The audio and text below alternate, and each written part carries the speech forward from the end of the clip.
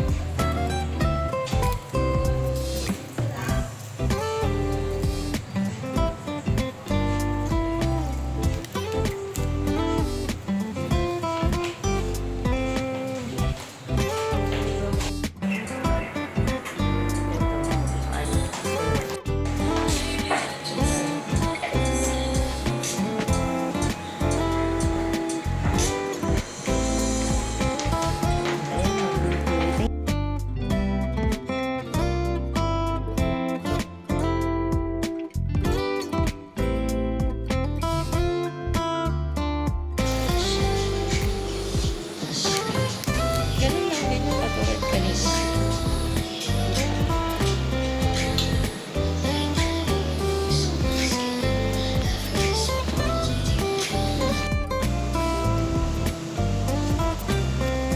Ito po paglagay ng ointment. Yan. 1 minute lang. Hindi kailangan super dami. Make sure na lahat malalagay. Kasi yung mga excess, yan. Linisin mo lang para hindi ka oily skin. Para nakapagay sa outdoor. Mas mag-moist yan para may butil-butil na pawis. Punasan mo lang din po. Mas iwasan mo gumamit ng mga whitening product sa part. Okay na, ma'am. Mamaya mo mainit sa labas. Mag-moist yan.